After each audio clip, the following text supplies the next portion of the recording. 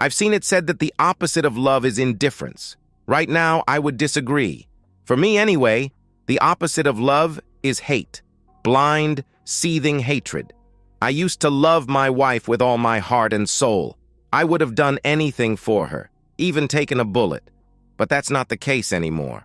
She tore my heart out and destroyed my once happy life. And now, it's time for me to destroy hers. The house was dark as I slowly crept up the stairs, doing my best to keep from giving myself away. Of course, the two cheaters in what was once the master bedroom I used to share with my wife couldn't hear me anyway, what with all the racket they were making. I got to the door of the bedroom, which was only partially closed, and pushed it the rest of the way open with the 12-gauge pump shotgun I had with me. There they were, my soon-to-be ex-wife, Alice, and my boss, Jake Harmon. I pumped a round into the chamber and watched as the two stopped and stared at me, surprised. There's nothing quite like the sound of a round being pumped into the chamber of a shotgun to get someone's attention. "What are you doing here, wimp? You're supposed to be in Jonesboro. Why are you here? You want to watch a real man with your wife? Is that it? Are you some kind of pervert or something?" Alice giggled at that. "Yeah, baby, he wants to watch a real man give it to me good." Jake laughed as he stepped toward me. That's when it began. I said nothing as I fired a round at his crotch, blowing his private parts to kingdom come. He screamed in pain as he fell to the floor. Alice's screams joined his almost in perfect harmony. I pumped and fired again, this time taking off the top half of Jake's head. Alice kept screaming, so I turned my attention to her. The first round silenced her screams as it removed most of her face. The next 15 rounds left her a bloody mess on the top of the bed. I wasn't finished, and kept firing, alternating between Jake and Alice. At one point, I looked down and saw my feet were almost buried in a pile of spent shotgun shells. Damn, I wondered. How many rounds are in this thing? I kept pumping and firing round after round into the goo that was once Jake and Alice. I finally stopped, my rage now gone. The room reeked of gunpowder and I could see smoke hanging in the air like a thick blanket. I looked at the bloody mess before me and knew my life was over. Once the police arrived, they would probably shoot me dead. If they didn't, I would probably end up on death row. No thanks. I checked and found I still had one round left. I put the muzzle of the shotgun under my chin, then reached down and pulled the trigger with my right hand. I sat up in my bed, my body soaked with sweat. At first, I didn't recognize my surroundings, then it came back to me. I was at a Days Inn in Jonesboro, Arkansas, and had been since Sunday. It was now early Thursday morning. I was here to take care of a customer upgrade at Jake's direction. The job was finished on Wednesday, and I had wrapped up my paperwork before going to bed. I had planned on driving back after checking out of the hotel after sunrise. As my head cleared from the remnants of the nightmare, I caught my breath and looked at the clock. It was only 3:30 a.m. Shit, I thought. I'll never be able to get back to sleep. I got up out of bed, washed my face, then made a cup of coffee.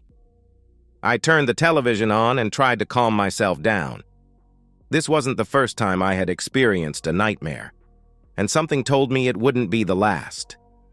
It had been like this almost every night for the last week, since I first learned of Alice's betrayal.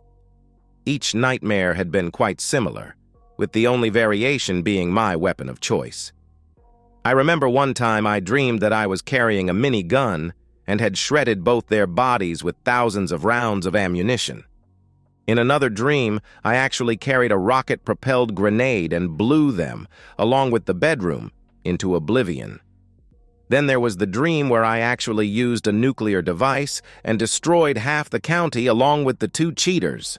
Mind you, I'm not normally a violent man, and even though I spent 4 years in the Marine Corps, had never once fired a weapon in anger. Sure, I have a few guns, including a 12-gauge shotgun. Hell, everyone in these parts has a gun or two. But I never once considered using any of them against another human being. Until recently, that is. Why the change, you ask? Let me tell you. My name is Thomas Jefferson Langley. My parents had a thing for history, so I was saddled with the name from birth. My sister and only sibling was named after Betsy Ross. I joined the Marines straight out of high school and was made a nuclear, biological, and chemical defense specialist. With the exception of a one-year tour to Okinawa, Japan, my time was spent stateside, mostly working as an instructor. During my last 6 months in the service, I was one of the guys who ran the gas chamber at the base where I was stationed. I realized early on in my military service there was little to no use for someone with my skills in the civilian world, so I went to school and got a degree in networks and business. It took 3 years to finish my 2-year degree, so I got out at the end of my 4-year stint and went back to school using my benefits. When I graduated, I went to work as an account representative for Empire Tech Solutions, a nationwide IT company headquartered in my hometown in Missouri. I met Alice when I was doing a survey at the local newspaper. She worked as an editor and was one of the people who decided what photographs would work best with their articles. We talked, dated, fell in love, and eventually got married. That was 5 years ago. The next 4.5 years were good ones. Alice and I got along quite well and enjoyed spending time together whenever we could. We made love several times a week and began to talk about having children. We made pretty good money, so we bought an old 4-bedroom farmhouse in the country that sat on 4 acres. It needed some work, but we both loved it. She liked the fact that it was a bit rustic, and I liked the separate shop that sat on the property. Both of us also liked the fact that the master bedroom had its own gas fireplace, and there was plenty of room for children. Then the world went to shit. My boss, Bill Michaels, retired, and the company began searching for his replacement. I thought this would be a golden opportunity for me, so I applied for the job. I didn't get it, but I was told by John Carlson, the man in charge of the company's service operations nationwide, that I was seriously considered, but the board selected someone else, Jake Harmon. I looked up Harmon on the company intranet and found that he was being moved here from Boston, where he worked as the senior account representative for the Northeast region of the country. He had a bit more seniority than me, but not that much. His uncle also happened to be one of the senior members of the board of directors. Naturally, he got the job. I studied the picture of his face and took an instant dislike to him. There was something about that crooked smile of his that just screamed trouble. He came on board and made all the rounds. The women in the office took to him like a moth to a flame. He stood a few inches taller than me and was quite muscular. He smiled that crooked smile as he shook my hand the first time we met. "Well, I finally get to meet my opposition," he said. "I'm told you almost got my job. Don't worry, I won't let that interfere with our relationship." "I'm glad to hear that," I told him. He smiled and then left my office. Something about him really set me off, but I wasn't quite sure what it was. I told Alice about it one night after dinner. "Why don't you invite him over for dinner one night?" she said. "Maybe you can break the ice with him. Is he married?" I shook my head. "I don't think so. I didn't see that in his online bio." Maybe he's just a bit lonely. A single guy in a new town surrounded by strange faces. It can't be easy for him to adjust, especially after living in Boston. "Maybe you're right," I said. The next day, I invited him to dinner, and he eagerly accepted my invitation. "And feel free to bring the family if you want," I told him. "There's no family, it's just me.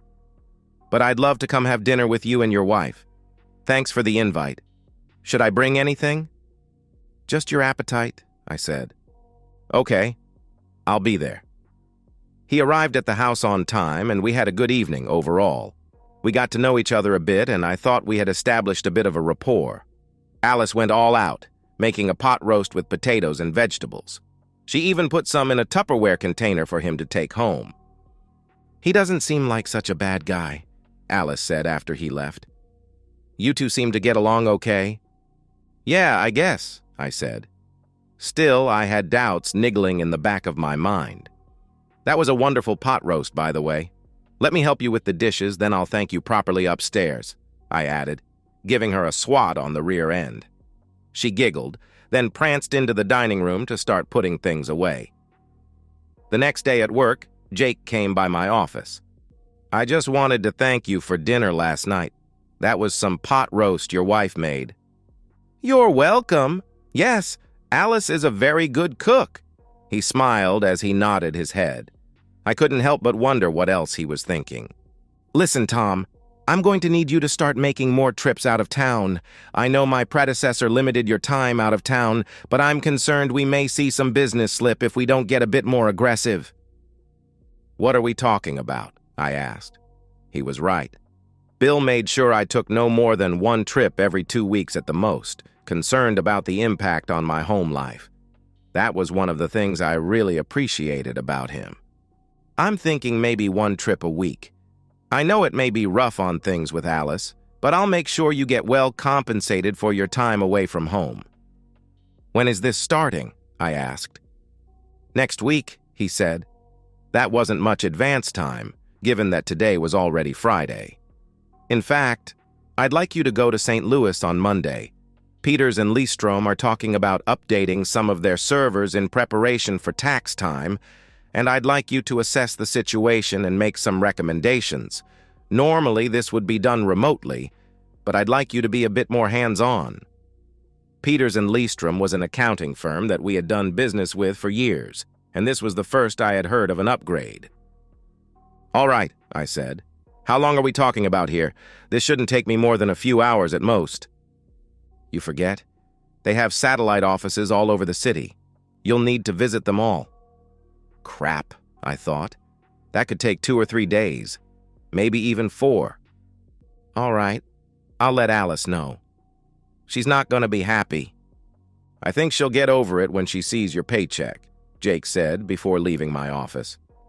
Alice wasn't happy with me being gone potentially 4 days the next week, but I took her out to dinner and dancing that night, and we spent much of the weekend in bed. Call me when you get settled in, and I'll expect a call every day, she said when I packed my bags in the car. Fortunately, St. Louis was close enough that I could drive there. And you'd better be on your best behavior. Aren't I always? I asked, before giving her a kiss. I called her cell phone when I got settled into my room in St. Louis, and later that evening after my first meeting with the client. I called the house phone every night, and we enjoyed nice, long discussions, always ending on a happy note. As it turned out, I was finished with the client early Thursday morning, so I drove home, planning to surprise my wife. We had a great reunion, and I thought everything would be all right. The next couple weeks weren't too bad. I ended up being gone only 1 night on those weeks. After that, things started to change. The trips got longer, and for the next 4 weeks, I was gone 4 days, and 1 trip lasted 5 full days. Jake was true to his word, and I did see a hefty increase in my paychecks, but that hardly compensated for the time I was away from Alice. At first, Alice seemed to be able to deal with the absences, but I could tell they were starting to affect her after the 4th week. After I got home that week, I thought I detected the odor of cigarettes. Both Alice and I smoked when we first met. After we got married, we decided to kick the habit together. It was hard at first, but we finally did it. We've been smoke-free for about 2 years when all this started up. I asked Alice if she'd been smoking while I was gone. Yes, I'm sorry, it's just so hard when you're not here. I understand. You do realize I have no choice. Jake's the one sending me out all over the place. I understand. I just don't like it, that's all. I wish you were home more often. I do too. Maybe I'll have a talk with Jake and see if he'll let up just a bit. I did talk to Jake about it, but he put me off and said it was part of the job. If I didn't like it, he said, I was welcome to find another place to work. Like a good company man with bills to pay, I sucked it up and kept working, but I did put out some feelers. About a week later, I had just arrived home from a trip and was getting ready for bed when Alice asked me to turn on the fireplace. We both enjoyed having it on as we made love, so I went to turn it on. That's when I noticed the pilot light was out. I wondered what could make that happen and couldn't get it to stay lit. So I turned off the gas to the unit and made a mental note to call in a technician. Because of my schedule, it took a couple of weeks before I could get anyone out to take a look at it. After doing his diagnostics, the tech looked up at me and shook his head. "I'm sorry, Mr. Langley, but that regulator shot. It's probably been in there at least 60 years now." "Can you replace it?" I asked. He shook his head. "I'm afraid not. They quit making those about 30 years ago. Frankly, I'm surprised it's lasted as long as it has without causing problems. You realize you could have had one hell of an explosion up here. If I were you, I'd replace that whole insert."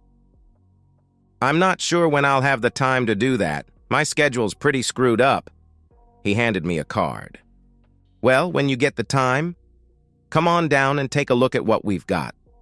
We've got units with remote controls and one you can control with your smartphone over the internet. In the meantime, I'd keep the gas shut off to that thing, otherwise you could have a serious problem." "Thanks," I said, taking his card. Unfortunately, I was never able to get around to replacing the insert, despite Alice's constant reminders. Jake kept sending me out, sometimes over the weekend. As a result, things got very frosty in the house. Our intimate life all but disappeared, and Alice started getting very short and snippy with me. I did my best to maintain some semblance of calm, but it wasn't easy. As the trips continued, Alice got even worse. Jake didn't seem to care, though, as he kept sending me out to one client or another. Several times when I called the home phone, I got the answering machine, and when I called Alice's cell, it would go straight to voicemail. When I asked her about it, all she would do was offer excuses. "Sorry, but I decided to go out for a drink with the girls and I didn't hear the phone ring," she would say. Then the worst possible thing that could happen did happen. I finished a site visit a day early and decided to come home to surprise Alice. As it turned out, I was the one who got the surprise. As I pulled into our driveway, I saw Jake's BMW sitting in front of our garage. I wondered what he was doing here. I got out and put my hand on the hood of his car. It was fairly warm, so I knew he hadn't been here very long. I went into the house and saw Alice sitting on the couch with Jake. I saw her quickly pulling her hands back as I opened the door. I also took note of what she was wearing, a short black dress that showed off a lot of leg and a lot of cleavage. The smell of cigarette smoke was also quite thick in the house. "Tom, you're home," she said, standing up. Jake also stood up and looked at me, a smirk on his face. "Yes, this is a surprise," he said. "You were supposed to be gone until tomorrow. What happened?" "We finished the job a day early, so I thought I'd come home and spend some time with my wife. What's going on here?" I asked. "Jake was just going to take me out to dinner," Alice said. Jake smirked as I nodded my head. "I see," I said. I turned to Jake before speaking. "Well, I'm home now, so if anyone is taking Alice out, it'll be me, her husband. I think you should leave now." "And if I don't?" he asked. "Then I'll just have to kick you out of my house. You may be my boss at work, but not here. In my home." He chuckled and looked at Alice. "I'll take care of this," Alice said, looking at Jake. "I think you should leave now." Jake said nothing for a few moments, then nodded his head and got ready to leave. "I will be discussing this with John tomorrow," I said before Jake opened the door to leave. "I don't think he'll approve of you hanging in on an employee's wife." "You better not say anything to John. You forget, my uncle is a senior member of the board. He'll have your job as well as John's. And don't forget, you're supposed to be in Jonesboro on Sunday." He turned to Alice. "I'll talk with you later," he added before closing the door. I turned back to Alice. "What the hell is going on here? Are you sleeping with him now?" Alice said nothing but looked down, embarrassed. I had my answer. "You are, aren't you? How long has this been going on?" "A while." "Damn it, Tom, you're never home," she said. "Yeah, because the guy you're with keeps sending me out of town." "My God, Alice, how can you be so stupid? You knew he was the one sending me away. Surely you're smart enough to figure out what he was doing. How many times have you been intimate with him in our bed?" "I don't know, I haven't counted. she replied. Have you fallen in love with him? A bit, I'm afraid, but I still love you. I just wish you were home. You know what this means, don't you? I asked. What? She asked. It means I'll be getting a divorce as soon as I can. There's no way I can put up with this. Please, Tom, don't. I don't want a divorce. So what? You think you can have Jake when he sends me away, then give me his sloppy seconds when I get home? I asked. I've never given you sloppy seconds, she said. You haven't given me anything in a couple of months or so. Damn it, Alice, how could you be so damn selfish? So what are you going to do now? Do you still want to take me out to dinner? Are you kidding me? I'll have to get a motel room for the night. There's no way I'm sleeping in the bed again, not after you've been with him in it, and there's no place else here for me to sleep. I'll be damned if I'm going to try sleeping on the couch. Besides, the whole place reeks of cigarettes. Do you let him smoke in here, by the way? We both smoke in the house. I'm sorry. I stood up and looked at her before speaking, trying to control my rage. Let me get one thing straight. I'm going to find a motel room for the night. I'll come by tomorrow while you're at work to get some of my stuff. If you bring that into my house again before the divorce is final, you'll both wish to God you'd never been born. Understand me? Yes, Alice said, tears falling down her face.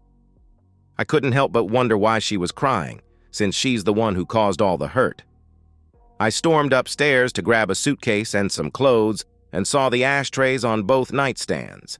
They were both filled with ashes and cigarette butts. The room reeked of stale cigarette smoke and intimacy. It was all I could do to keep from throwing up. I packed enough things for a couple days, then went back downstairs. Alice was still on the couch. I'm leaving now, I said. Here, I added, taking off my wedding ring. I tossed it on the table in front of her. I won't be needing that anymore. Remember what I said? Goodbye. I walked out of the house, got in my car, and left. I don't know what she did after I left, and I frankly didn't care. All I know is that she didn't pepper me with calls or texts after I left. I found a motel that rented rooms with kitchenettes by the week and paid for 2 weeks in advance. I had a feeling I would be there a bit longer than that, though, and I didn't want to risk the room being taken when I got back from Jonesboro. I got settled in, and that night was when the nightmares began. The next day, I got to work a bit early and turned in all my paperwork. Purposefully avoiding Jake, I went to see John Carlson, who was the next one up in my chain of command. Tom, you're here early. How did everything go? Went well, John. I've already turned in my paperwork. Listen, I have a personal problem I need to deal with before I leave for Jonesboro, and wondered if I could take the rest of the day off. Have you spoken with Jake yet? He asked. Well, Jake is part of my problem, I said. He looked at me, startled. Oh? You want to tell me about it? I spent the next few minutes telling him what transpired the previous evening and what Alice had told me. So, I need to get more of my things and go see a divorce lawyer today. That's why I came to you instead of going to Jake. I see. All right, go ahead and do what you need to. I'll take care of Jake. And listen, if you need to talk to someone, feel free to call me anytime. I thanked him and left the building. Fortunately, I was able to avoid Jake. I stopped at a coffee shop and grabbed a quick breakfast while searching the web for a divorce lawyer on my smartphone. I found one and made an appointment for that afternoon. After I finished my breakfast, I looked at the time and figured Alice would be gone to work, so I headed to what used to be our house. Her car was nowhere to be found, so I parked and went inside. The place still reeked of cigarettes, but it wasn't as bad as the previous night. I went upstairs and got some more of my things and carried them to my car.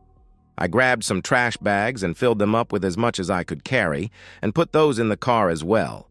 I figured I would need a storage unit for all this crap and made a note to rent one that day. I went into my shop and took inventory of everything I had there. Naturally, I couldn't stash all this in the car, and I knew I would have to come back for it. Then I found something I forgot I had. a small round container with about 10 old CS training tablets, the kind I used to use in the gas chamber. For those who don't know, CS, or 2-chlorobenzylidine melanonitrile, is one of the most commonly used tear gases by the police and the military. Technically, it's not really a gas like hydrogen or oxygen. It's more like tiny particles that get into literally everything: clothes, hair, eyes, you name it. We used these tablets to simulate a chemical attack when we held gas chamber training, and it's extremely effective. When I was in the service, we would typically take 1 or 2 of these tablets and place them on a metal plate. The plate would be heated and the capsules would melt, releasing the gas. 2 capsules were usually more than enough for a decent gas chamber exercise. A person exposed to CS would experience a burning sensation on exposed skin, tearing of the eyes, and a burning irritation of the mucous membranes of the nose, mouth, and throat. This results in coughing, extreme nasal discharge, disorientation, and difficulty breathing. It's not a pleasant sensation, but passes fairly quickly after a shower. I used to conduct impromptu field training by surreptitiously sprinkling some CS powder in ashtrays, usually when we went into the field. Since the chemical reacts with heat, anyone who used the ashtray would find themselves in their own personal little gas chamber. I had a wicked thought and took the capsules into the house. I opened a capsule and sprinkled the powder in one ashtray, then did the same to the other. If Alice and Jake decided to enjoy a post-coital cigarette, they would be in for a surprise. That'll teach them to smoke in my house, I thought. I went through the house and did the same with a couple other ashtrays I found that had been used. But I didn't stop there. I took a couple capsules, opened them up, and sprinkled the powder on the bottom sheet of the bed and the 2 pillows, then carefully replaced the top sheet and the bedspread. I thought about sprinkling a bit of CS on the stove, but decided against it. I only had 4 capsules left, and I wanted to have enough for a return trip. I figured that what I had already done would be enough to cause a bit of coitus interruptus, at least for now. The last thing was to collect my guns, my personal laptop, and our tax forms for the last 2 years, which the lawyer said she wanted to see. I locked the guns in the trunk of my car, then locked up the house and left. I headed for a storage facility, rented a small space, and stashed my stuff until I could find another place I could call home. When I finished unloading my car, I locked the storage unit up and noticed I had just enough time for a quick burger before my appointment with the lawyer. I arrived at the law office of Lisa Hawkins right on time and was ushered into her office. She listened to my story, taking notes as I spoke. She didn't say anything until after I had finished. "Well, Mr. Langley, that's quite a story. Do you see any way to put your marriage back together?" "No, none," I said. "All right, well, for starters, Missouri is a limited no-fault state. However, you can cite her adultery as that may affect the distribution of the marital assets. You have no children, so there won't be any issues with child support. I see from the tax forms you brought in that your wife made just a little less than you, but in my opinion, not enough to warrant any spousal maintenance. What about the house? Do you want to keep that?" "No, I can't live there anymore. She can keep it if she wants." "Or you could sell it and split the proceeds, but I doubt you have very much equity in the place. I can suggest you sell it and see what she says in her response." "That's fine. Can I go after Jake for what he did?" She shook her head. "You mean for alienation of affection?" she asked. I nodded my head. "No, I'm afraid that's not an option in Missouri. Hasn't been since about 2003. You say he's your boss?" "Yes," I said. "Well, then I would recommend you go over his head, maybe speak with his boss or your company's HR department. You work for Empire Tech, is that right?" she asked. "Yes," I said. "Well, you're in luck. I happen to know they don't tolerate any behavior like that. Talk to them. Let them know what's going on. I'm sure they'll work with you. If they don't, come back and we'll discuss it, okay?" "That sounds good, thanks," I replied. "All right, I'll get the paperwork started. Where would you like her served?" "At her place of work would be nice," I said. Lisa smiled at that. "Okay, now, don't do anything stupid. That also means no dating. The court won't look at that very kindly at all. I would also recommend you see a counselor." She pulled out a card and handed it to me. I recognized the name. Dr. Rose Carlson, John's wife. "Got it, thanks," I said. We wrapped up the meeting, and I paid a retainer after she handed me a checklist of things to do that she said would help protect me financially. We only had one joint credit card through our bank, so I canceled the card, withdrew half of what we had in the bank, and opened a new account in my name only. From there, I grabbed a bite to eat and went back to the motel. I didn't hear from Alice until later that evening. I recognized her number when it came up on my smartphone. I decided to take the call. "You son of a... What did you do to the house?" Right then, I knew exactly what happened. "I don't know what you're talking about," I lied. "Yes, you do, you bastard. You put something in the ashtrays, and there's something in the bed?" "You mean besides you and Jake?" I asked. "Damn it, tell me what you did. We can't even use the bedroom." "We?" I asked. The next voice was that of my boss, and he wasn't happy. "God damn it, Tom, what did you do? The whole place is like a gas chamber or something. I'm gonna kick you. What are you doing in my bed with my wife, you son of a blip? If anyone deserves to get his ass kicked, it's you." "You're going to pay for this," he threatened. "I'll make sure to pass your little threat on to John and my attorney. Bye now, bye." I ended the call and started counting to 10. The phone rang again before I counted to 7. I ignored the call and let it go to voicemail. I couldn't help but smile, thinking about what just happened in the bedroom. Something told me they wouldn't be using that bed tonight. I slept pretty well that night, except for the one nightmare where I dreamed about blowing the two cheaters away with a machine gun. I slept in the next day and didn't roll out of bed until about 10:30. I drove to an IHOP for a late breakfast and was surprised when Alice sat at my table. "What a surprise! How did you sleep last night?" I asked. "I think you know how I slept last night. I was driving by and saw your car, so I thought I would stop in and see you." "What do you want, Alice? I'm trying to enjoy a good breakfast." "I want to talk about us," she said. "There is no us anymore, Alice. You made that happen when you decided to be with my boss." "I didn't mean to hurt you. I was just lonely," she replied. "And you think I wasn't? You knew goddamn good and well I was gone because your buddy sent me away. By the way, I saw an attorney yesterday. She's working up divorce papers. You should get served sometime next week." "But I don't want a divorce," she said quietly. "And I don't want a cheating woman for a wife. Don't worry. I'm letting you keep the house unless you want to sell it. Either way is good for me. And your credit card no longer works." "I know. I found out this morning when I tried to pay for gas. I had to use cash. So tell me, what did you do to the house yesterday?" "I have no idea what you're talking about. I simply came by to get some more of my things, especially my guns and my computer. Tell me what happened." "Well, Jake and I were enjoying a cigarette in the bedroom before going to bed. I know you don't like smoking in the house, but we figured you weren't coming back, so it wouldn't make any difference.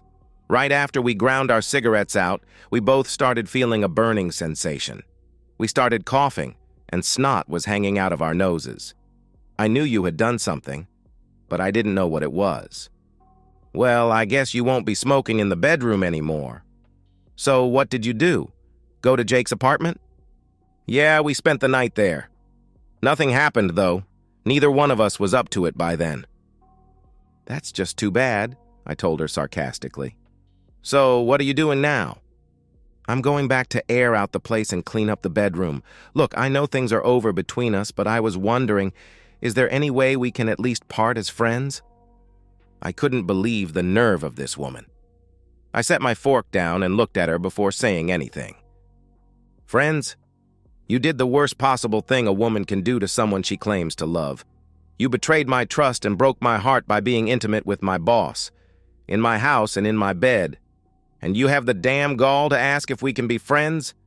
Let me tell you something, woman. Right now, it's taking everything I have to keep from killing you right here with my bare hands." Her eyes grew wide as I spoke and her face turned white. "Don't you have any feelings for me at all?" she asked, a tear streaming down her face. "Yeah. I used to love you with all my heart. Not anymore. As much as I used to love you, that's how much I hate you right now." "You hate me," she sniffed, "with every fiber of my being, and you'd better tell Jake if he messes with me. I'll rip his Johnson off and feed it to the dogs." Alice recoiled as I spoke. She had never seen this side of me before. She grabbed her purse and stood up. "Now, if you don't mind, I'd like to finish my breakfast in peace. Right now, the sight of you makes me sick to my stomach." "I'm sorry, Tom," she sobbed before she turned and left. I watched her get into her car and drive off. Good riddance to bad trash, I thought to myself. I couldn't help but smile, though, knowing they hadn't encountered the CSI sprinkled on the bed. I spent the rest of the day doing pretty much nothing. I drove around, walked in the park, and then ended up watching a game in a bar while drinking a couple of beers. I thought about going to the house to get more of my stuff, but reconsidered, not knowing how I could handle being around Alice. Afterward, I went back to the motel and got my stuff together for the trip to Jonesboro. I heard from Alice once, on Tuesday after she was served divorce papers at work. She wasn't very happy and felt humiliated when the process server said she was being served divorce papers for her adultery. "How could you humiliate me like that?" she asked. "How could you humiliate me by being intimate with my boss woman?" I snarled back at her before ending the call. I also got a threatening email from Jake, which I forwarded to John. John wrote me back, saying not to worry about Jake. "If all goes well, he'll be gone by the end of the week," John said. Good, I thought. He can take the cheating woman with him. And now, I'm getting ready to head back. In a way, it's probably good that I wasn't in town to deal with the cheaters these last few days.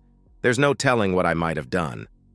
Looking at the clock, I saw that it was nearing 5 a.m., so I decided to take a shower, grab some breakfast, and head back. I was on the road heading home at about 6:30 on Thursday. I had a fairly lengthy drive ahead of me, so I used the time to unwind. As I approached my hometown, I turned on the radio to my favorite local station, hoping to hear the morning news. At least one person is reported dead and another in critical condition after firefighters responded to an incident on Old Mill Road, the announcer said. Old Mill Road? That's the road where my house is, I thought. I turned up the volume and listened further. According to reports, an explosion tore off the second story of an old farmhouse on Old Mill Road late Wednesday night. Firefighters responded but were unable to control the blaze. 2 persons were pulled from the house. One was pronounced dead at the scene. It's not known what started the fire. I had a bad feeling about this and decided to swing by the house just in case. When I got there, I was shocked at what I saw. The house was completely destroyed. All that remained were smoking ruins and the brick fireplace. I saw 2 vehicles by the shop. One was Alice's, and the other appeared to be Jake's. The shop where all my tools were located appeared to be untouched. I pulled into the driveway and was stopped by a couple of firefighters. "I'm sorry, sir, but you're going to have to leave," one of them told me. I pulled out my license and showed it to them. "This is my house. I've been in Jonesboro since Sunday. What happened?" "Someone reported an explosion late last night. We got crews here as fast as we could, but it was too late. I heard on the radio that 2 people were pulled out. My wife was here last night." "What happened to her?" "Well, sir, a woman was pulled out of the house. She was pretty badly injured and was taken to the burn center at the hospital in town. I don't know who she was, and I haven't gotten any updates on her condition." "And the other person?" I asked. The firefighter looked down before shaking his head. "I'm sorry, sir, he didn't make it," the firefighter said. I nodded my head. "What caused this?" I asked, pointing at the remains of the house. The firefighter looked at the pile of burned rubble and shook his head. "Not sure just yet. We're still investigating. You may want to contact your insurance company." I nodded my head and pulled out. I got to my motel and called John to tell him the news. "I'm sorry to hear that, Tom. Just so you know, the board agreed to terminate Jake's employment yesterday. He was going to be fired today. Why don't you go by the hospital and check up on Alice? Take the rest of the day off." "Thanks, I'll see you tomorrow." I went to the hospital and found the ward where Alice had been taken. I spoke briefly to the nurse on duty and gave her my insurance information. That's when I learned she had second- and third-degree burns covering more than half of her body. "She's lucky to be alive," the nurse said. "Can I see her?" I asked. "Not right now. We've got her on antibiotics and she's been sedated. The doctor says she's probably going to need skin grafts." "Let me know when I can see her," I said, giving the nurse my cell number. I went back to my room and cried. Don't ask me why. Maybe it was grief for the years I had spent with Alice, but I don't know. What I do know is that most of the hatred I felt for her was now gone. Before she hooked up with Jake, she was the love of my life. I went online and filed a claim with my insurance company. According to the site, I would be informed of their intentions within 30 days. That night was the first time I slept without experiencing my nightmare. Over the next few days, I confirmed that Jake had died in the initial explosion. John also informed me that Jake's job was now mine, if I wanted it. What the hell, I thought. I figured I might as well take it, since it would mean more money and not much travel. I spent a couple of days looking for a decent apartment and found one. I moved my stuff in, set up the house, and spent a weekend pulling my tools from the old shop. While I was there, I walked through the ruins of our house, looking for anything that could possibly be salvaged. Sadly, I found nothing useful. A few days later, I got a call from the hospital saying I could see and talk with Alice. I walked into her room and looked at her, most of her body covered in bandages. I walked to the side of her bed and looked down at her. She looked up at me with one eye, and I could see the tears falling down her face. "Can you talk?" I asked. She nodded her head slightly and mouthed, "Yes." "What happened?" "We went out Wednesday night. When we got back, I asked Jake to turn on the fireplace in the bedroom. He got it lit on Monday, and we used it for 2 nights without any problem." "What? Don't you remember I told you to keep the gas to that thing shut off until the insert was replaced? What were you thinking?" "I'm sorry," she said. "Go on," I said. "Well, Jake saw the pilot was out, so he checked to see if the gas was turned on, then he lit a match to start the pilot, and that's when it happened. I heard a loud boom. Then the next thing I know, I'm waking up here. That's why I shut the gas off to that thing. I told you it was too dangerous to turn on." "I guess I forgot," she said. "Well, Jake is dead now," I told her. Tears fell down her face. "And the house is completely demolished, just like our marriage." "I really messed everything up, didn't I?" she asked. "Yes, you did," I told her. "So what happens now?" she asked. "Well, they tell me you're probably going to need skin grafts. It's going to be very expensive. I don't know if your insurance will be able to cover it." "What about us?" she asked. "I already told you there is no us anymore. You messed that up too." "The divorce will go on," I added as she sobbed. "But I'll keep you on my insurance until you get through this." "Thank you for that. Do you still hate me?" "Not as much as before, but I still don't like you very much." "I understand, Tom," she said. "Anyway, I'll get out of your hair for now. I just hope you've learned your lesson." "What's that?" she asked. "If you play with fire, you're going to get burned," I said before walking out of the room.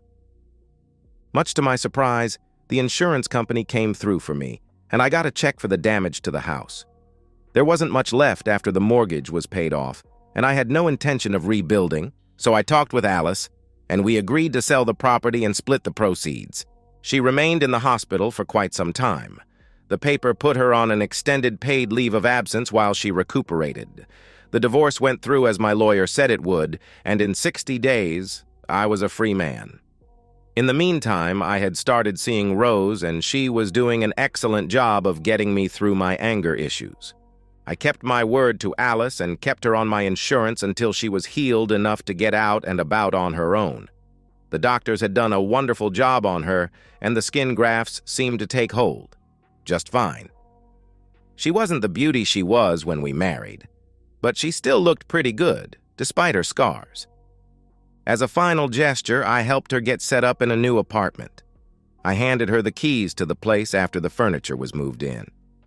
I hope you like it. I made sure to pick one that doesn't have a fireplace. She laughed as she took the keys.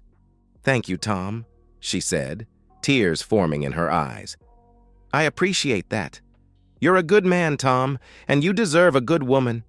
I'm sorry I messed everything up for us. I nodded my head. Yeah, well, I guess that's the way it goes, I told her, giving her one last hug. You take care of yourself. I will, she said before I walked out. What now? I asked myself. I pulled out my phone and scrolled through my contacts. I couldn't believe so many women had given me their numbers these last few months.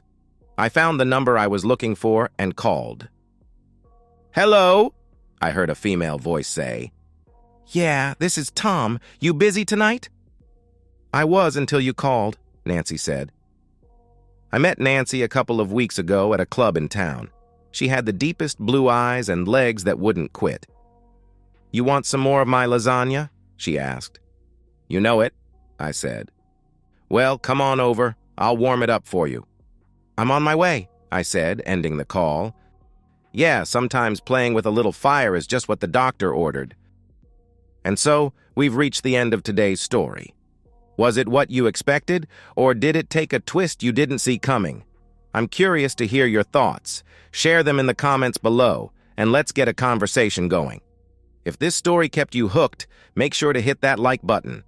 And if you're new here or just haven't subscribed yet, now's the perfect time to join our community. I bring you fresh, captivating stories every day, so click that subscribe button and turn on notifications so you never miss out. Thanks for watching, and I'll see you in the next one.